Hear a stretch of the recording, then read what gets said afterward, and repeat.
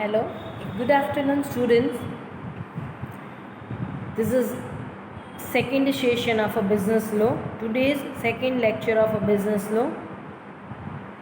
We will continue with the chapter of contract of guarantee. Last સેશનની અંદર આપણે લોકોએ જોયું હતું introduction to the contract of guarantee, parties to the contract of guarantee and essentials of contract of guarantee. આ વસ્તુ આપણે complete કરી. Let's see further. અત્યારે આપણે જોઈએ છીએ nature and extent of શ્યોરિટીઝ liability. Nature and extent of શ્યોરિટીઝ liability. અહીંયા આ ટોપિકની અંદર શું ડિસાઇડ કરવામાં આવે છે કે ભાઈ શ્યોરિટીની જવાબદારી કેવી રીતની રહેશે અને કોના તરફ કેટલી રહેશે અને કેવી રીતની રહેશે એની વાત કરવામાં આવે છે.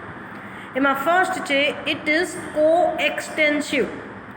કો એક્સટેન્સિવનો મતલબ શું છે? એટ અ ટાઈમ, સાથે સાથે, સાઇમલ્ટેનિયસ ઓર ઇક્વલ. આ બધા એના મિનિંગ થશે. ક્લિયર? સો અહીંયા શું કહેવામાં આવે છે? It is co extensive. It means the liability of the surety is equal to the liability of principal debtor. That means PD. Neither it is more nor it is less. અહીંયા જેટલી પીડીની responsibility છે એટલી જ રહેશે શ્યોરિટીની જવાબદારી. ન તો વધે કે ન તો ઘટે. હા, you can reduce. That means અહીંયા sureties liability can be reduce with the special contract but it can not be increased in any manner. Say for example, આપણે મોર્નિંગવાળું જ એક્ઝામ્પલ લઈશું. મેં તમારી પાસે 10,000 રૂપીઝ માગ્યા. કોઈ એક ફેકલ્ટી છે શ્યોરિટી બન્યા કે હા વાંધો નહીં છોકરાઓ, તમે મીનાક્ષી મેડમને 10,000 રૂપીઝ આપી દો. એ નહીં આપે તો હું તમને આપીશ. દેટ મીન્સ એ જે ફેકલ્ટીએ ગેરંટી આપી, that faculty become the surety. તમે ક્રેડિટર્સ બની ગયા, હું પીડી બની જાઉં છું. હવે સો જે ફેકલ્ટીએ ગેરંટી આપી એની જવાબદારી 10,000 સુધીની જ થશે maximum. It can not be increased beyond the 10,000. હા, પણ with the special contract it can be reduced. Faculty એમ કે તમારે, હું એમ કહું છું 7,000 આપવા હોય તો આપો, હું 7,000 સુધીની ગેરંટી લઉં છું, એનાથી વધારે. તો it can B reduced. Surety's liabilities co-extensive. Co-extensive, that means equal to the PD. પીડીની જેટલી જવાબદારી છે એટલી જ જવાબદારી કોની રહેશે? શ્યોરિટીની. શ્યોરિટીની જવાબદારી કોઈ પણ સંજોગોમાં ઘટાડી નહીં શકાય. But the sureties liability can be reduced with the special contract. Clear? So અહીંયા શું કહેવામાં આવે છે કે ભાઈ કો એક્સટેન્સિવ, જેટલી લાયબિલિટી પીડીની હશે એટલી જ લાયબિલિટી કોની હશે? શ્યોરિટીની હશે. ક્લિયર? નેક્સ્ટ શું કહેવામાં આવે છે? ઇન શોર્ટ અહીંયા એટલું યાદ રાખવાનું, it is co extensive. That means equal.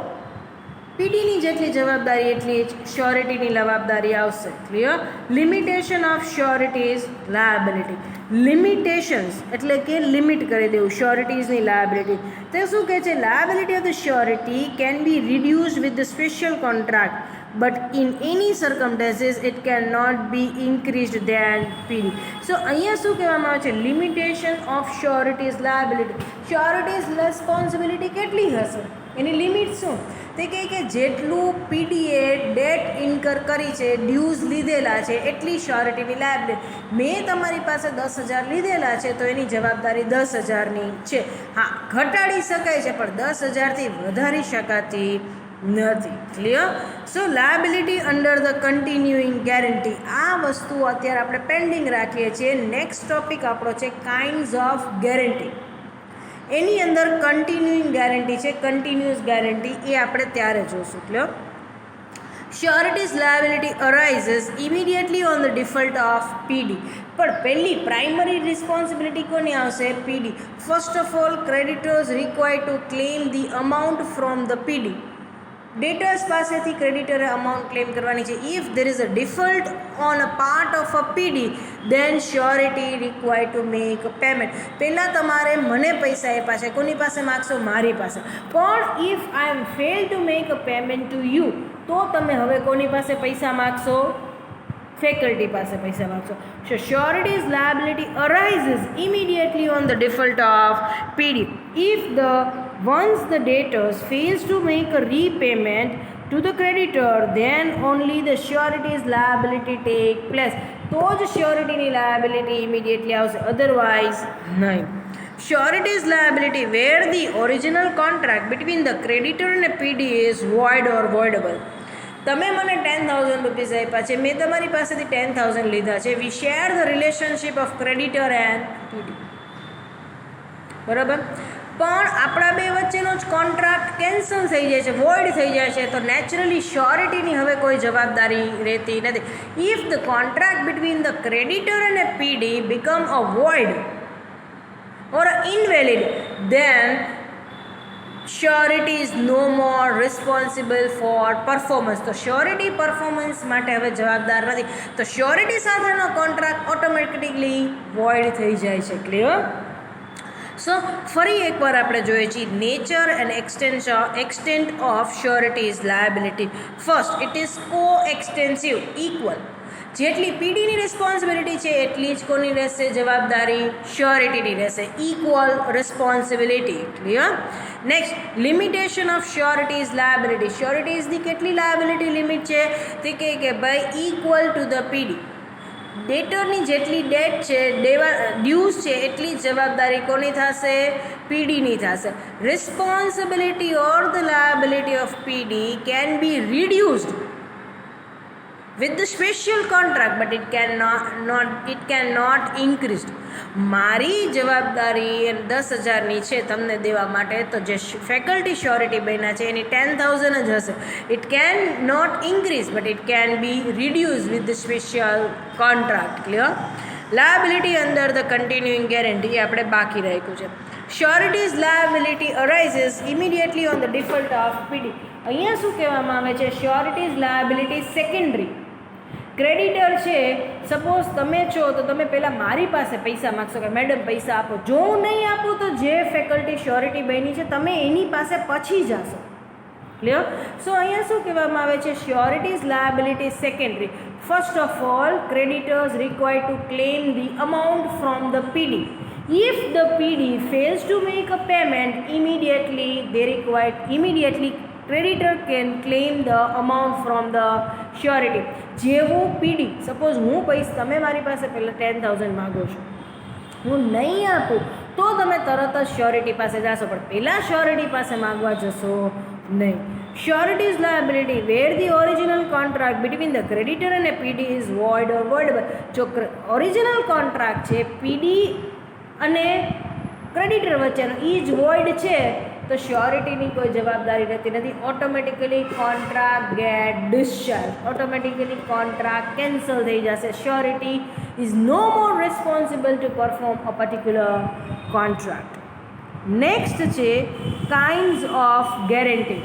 બે પ્રકારની ગેરંટી છે, સ્પેસિફિક ગેરંટી અને continuing guarantee. Specific guarantee, the name itself suggest specific guarantee.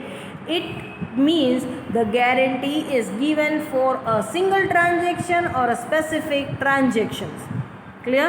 Suppose, say for example,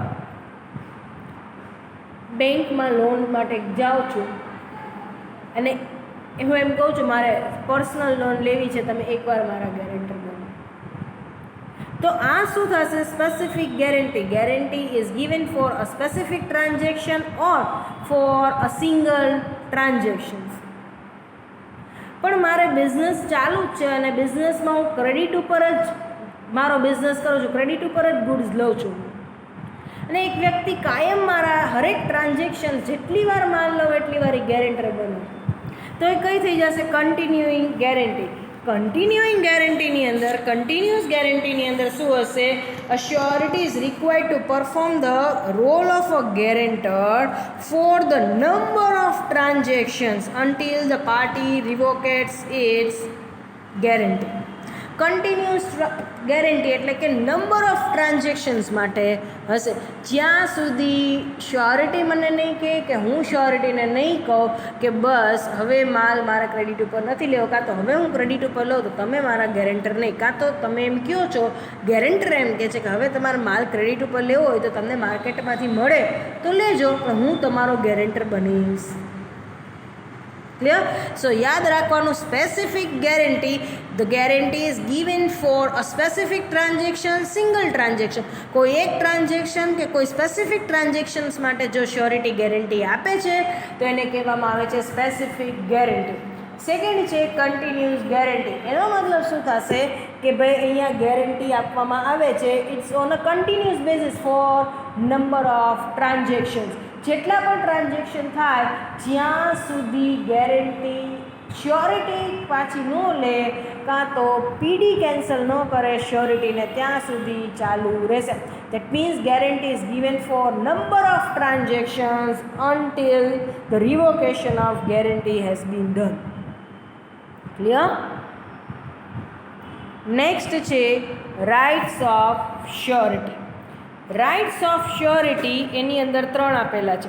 rights of surety as against the creditor, as against the principal debtors અને as against the co surety.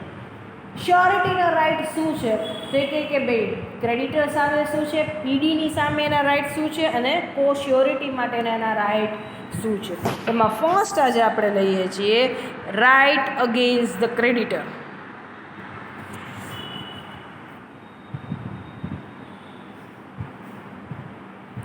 Right against the creditor. એમાં first છે before the payment of guaranteed debt. એનો મતલબ શું છે કે ભાઈ creditor can not directly claim the amount from surety. Before claiming the amount for the surety, creditors required to take all the efforts to recover the amount from the PD. અહીંયા શું કહેવામાં આવે છે? First before the payment of guaranteed date. Creditor છે surety પાસેથી પહેલાં ક્યારે amount claim કરી શકશે નહીં, પહેલાં એને પીડી પાસેથી અમાઉન્ટ ક્લેમ કરવી પડશે, બધા પ્રયત્નો કરવા પડશે પીડી પાસેથી પૈસા લેવાના. એના માટે એને કેસ ફાઇલ કરવો પડશે, તો કેસ પણ એકવાર તો પીડી ઉપર ફાઇલ કરવાનો રહેશે. પછી પીડી નથી આપતા, if there is a default on a part of PD, તો હવે કોણ પૈસા આપશે? શ્યોરિટી. પણ ફર્સ્ટ ક્લેમ કોની પાસે થવો જોઈએ? પીડી ઉપર. એટલે તમારે સૌથી પહેલાં 10,000 મારી પાસે માગવાના છે, તમારે પૂરા પ્રયત્ન કરવાના છે કે હું તમને 10,000 આપું, તમે મારી પાસે માગો. હું નથી જ આપતી, there is a default on a part of PD, તો જ તમારે ક્રેડિટ શ્યોરિટી પાસે જવાનું રહેશે, otherwise not. Right of set off. Right of set ઓફનો મતલબ શું કહે છે? અહીંયા એક કાઉન્ટર ક્લેમની વાત આવે છે. કાઉન્ટર ક્લેમનો મતલબ શું થાય છે? તમે મને 10,000 રૂપીઝ આપ્યા છે અને મેં તમને જરૂર હતી ત્યારે 3,000 આપેલા હતા, તો ઇન શોર્ટ મારે હવે તમને કેટલા દેવાના? 7,000 જ. કારણ કે તમે મને 10,000 આપી, પછી તમારે ઇમિડિયેટ જરૂર પડી હતી એટલે તમે મારી પાસે પૈસા માંગ્યા હતા, તો મેં તમને 3,000 રૂપિયા આપી દીધા છે. કાં તો મેં તમને 3,000 એડવાન્સ આપ્યા હતા, તમારે જોઈતા હતા ત્યારે, મને અત્યારે 10,000 જોઈએ છે, તમે મને 10,000 રૂપિયા આપો છો. તો ઇન શોર્ટ મારે પહેલાંના 3,000 તો તમારા પાસે માગતી જ હતી, એટલે હવે કેટલા રૂપિયા દેવાના? 7,000. સો અહીંયા શું કહે છે? Right of set off. જે રાઇટ કાઉન્ટર ક્લેમનો રાઇટ ડેટર્સને મળશે, એ સેમ રાઇટ કોને મળશે? શ્યોરિટી. તો શ્યોરિટી તમને 10,000 આપશે કે 7,000? 7,000. એ પણ શું કરશે કે 10,000 તમને દેવાના છે, પણ 3,000 તમારે ઓને પીડીને આપવાના હતા ને, એ તમે નહીં આપતા, મારી સાથે સેટ ઓફ કરવું. એટલે શ્યોરિટી હવે 10,000ની જગ્યાએ કેટલા આપશે? 7,000. સો અહીંયા શું કહે છે કે ભાઈ counter claim is equally applicable to surety. Counter claim or any deduction is equally applicable to surety. તો મારે તમને 10,000 દેવાના છે, પણ સામે 3 લેવાના છે, એટલે ટોટલ હવે મારે કેટલા દેવાના થશે? 7,000 રૂપિયા. તો એ કાઉન્ટર ક્લેમનો લાભ કોને મળશે? પાછો શ્યોરિટીને મળશે equally. Clear? Then on payment of guaranteed debt. અહીંયા શું કહેવામાં આવે છે કે સપોઝ તમે મને કોઈ પૈસા આપ્યા છે એના માટે if you have obtain the custody of એની property, suppose say for example તમે એમ કીધું હોય કે મેડમ તમને 10,000 રૂપીસ તો આપીએ પણ તમારી વોચ છે ને એ અમને મૂકી દો, અમારી પાસે કસ્ટડીમાં રહેશે, જે દિવસે તમે 10,000 આપશો અમને તમારી વોચ આપી દેશે. હવે I am fail to make a payment of 10,000 PD તરીકે, એટલે તમે હવે કોની પાસે જાઓ છો? શ્યોરિટી પાસે. શ્યોરિટીએ તમને 10,000 આપી દીધા, એ તમારી પાસે શું માગશે? કસ્ટડીની વોચ માગી લેશે. Clear? So on payment of the guaranteed date, surety can take the custody of all the securities from creditor. ડેટર્સની જેટલી પણ સિક્યોરિટી ક્રેડિટર્સ પાસે હશે એ બધાનો ક્લેમ, બધાની કસ્ટડી હવે કોણ માગી લેશે? Surety. Rights of equities, rights of subrogations એને કહેવામાં આવે છે. ક્લિયર? હવે અહીંયા રાઇટ ઓફ સબ્રોગેશનનો મતલબ શું છે? Once the surety make a payment to the creditor, now the surety has all the rights of creditor. તમે મને 10,000 આપ્યા, તમે ક્રેડિટર, હું પીડી, એક ફેકલ્ટીએ ગેરંટી આપી છે, શ્યોરિટી બની ગયા. બરાબર? તમે મારી પાસે પૈસા માંગ્યા, મેં તમને આપ્યા નહીં, એટલે તમે કોની પાસે ગયા? ફેકલ્ટી પાસે, શ્યોરિટી પાસે ગયા. 10,000 રૂપિયા આપો, તમે ગેરંટી આપી હતી કે મેડમ નહીં આપે તો તમે આપશો, લાવો, એ નથી આપતા. શ્યોરિટીએ 10,000 રૂપીઝ આપી દીધા, એટલે ક્રેડિટર હવે નીકળી ગયા એના 10,000 લઈને. હવે શ્યોરિટી છે એ શું બની જશે? ક્રેડિટર. હવે શ્યોરિટી કોની પાસે માગશે? મારી પાસે. જે ફેકલ્ટીએ તમને 10,000 આપ્યા, એટલે તમે તો હવે પિક્ચરમાંથી આઉટ, તમારા 10,000 તમે આપ્યા હતા એ તમને મળી ગયા, જેની પાસેથી મળ્યા એ નથી જોવાનું, પણ મળી ગયા, એટલે યુ આર નાવ આઉટ. હવે જે ફેકલ્ટીએ 10,000 પે કર્યા હશે એ કોની પાસે માગશે? મારી પાસે. સો right of equities, it means once the surety make a payment of dues, surety have all the rights of creditors aids against the PD. Clear?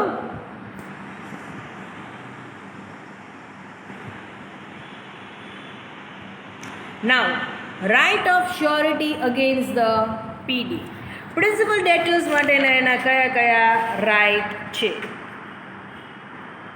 First, right of indemnity. ઇન્ડેમનિટીનો મતલબ આપણે જોઈ ગયા છે, protections or compensation or compensate. Once the surety make the payment to the creditor, debtor is required to indemnify a surety, that is required to make a full payment of dues that the surety has paid on his behalf. Right of surety against the PD. હવે principal debtors માટેના શું right છે? એમાં first, right to indemnity. Right to indemnity means right to protect. જે ફેકલ્ટીએ મારા બદલે પૈસા ભર્યા છે એને મારે હવે પૈસા આપવા પડશે, સૂદ સમેત હશે તો પણ, અને એમાં કોઈ એક્સ્ટ્રા એક્સપેન્સ થયો હશે તો એ પણ મારે એમને ચૂકવવો પડશે. Right to be relieved earlier. Right to be relieved earlier એટલે વહેલા છૂટા કરે. Surety can demand right to relieved earlier before the maturity date. A surety can demand a payment. અહીંયા શું કહે છે? surety has a right to demand payment even before the maturity date. એ પીડીને કોઈ એક ફેકલ્ટીને ગેરંટી લીધી છે 10,000 ની, મને આવીને કહી દેશે કે ભાઈ તમે 1 મહિનાની અંદર દઈ દેજો, મારે હવે ગેરંટર તરીકે છૂટું થવું છે. Clear?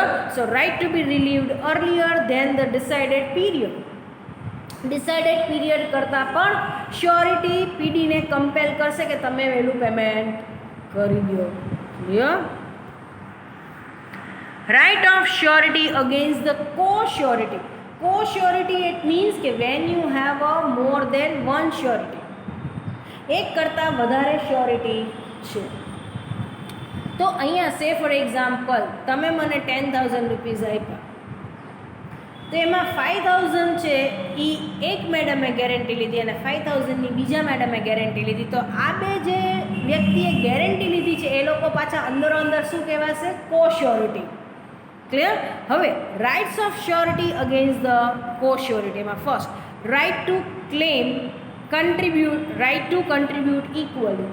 That means right to contribute equally નો મતલબ શું છે? તમે મને 10,000 રૂપીઝ આપેલા છે, હું નથી આપતી. હવે તમે કોની પાસે જશો?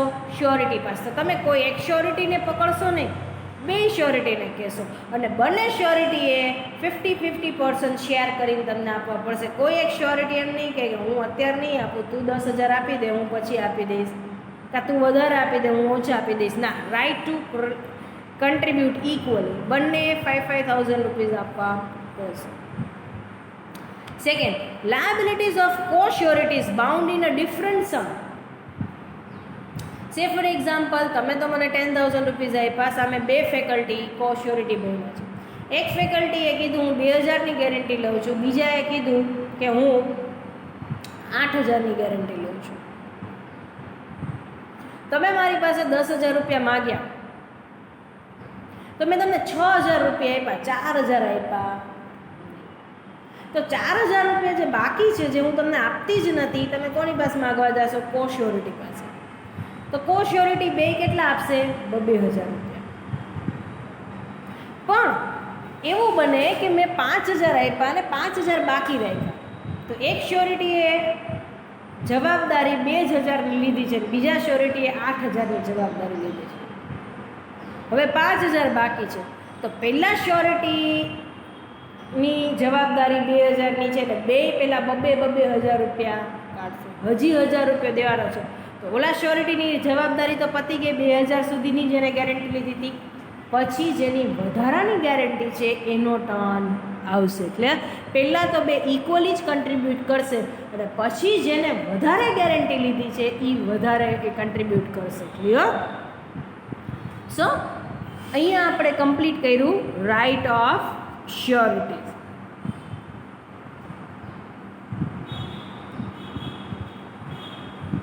સો આજે આપણે ટોપિક જોયા nature and extent of શ્યોરિટીઝ liability, kinds of guarantee અને rights of surety. This is the most important one, rights of surety. 3 against the creditor, against the PD and against the co-surety.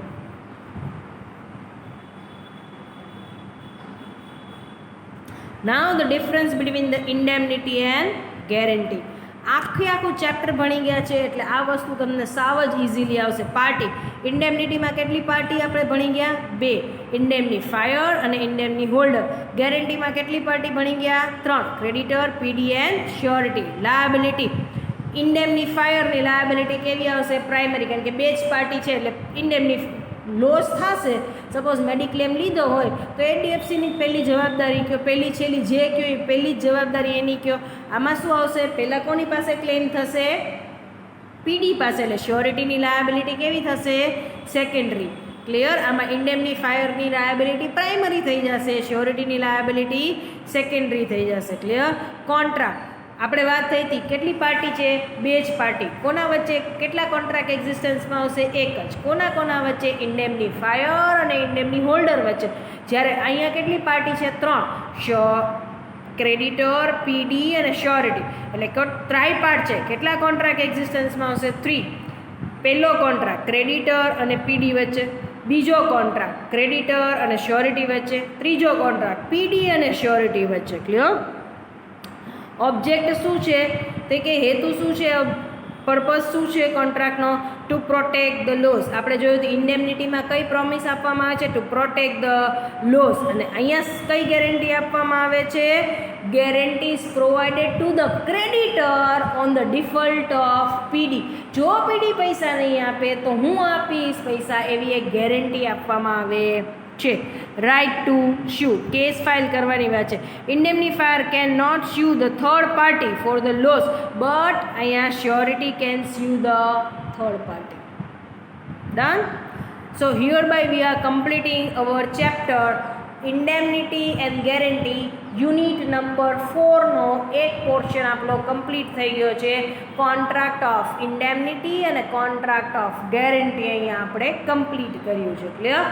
આવતીકાલે next સેશનની અંદર આપણે unit 4નો જ second part start કરશું, contract of બેલમેન્ટ અને contract of pledge.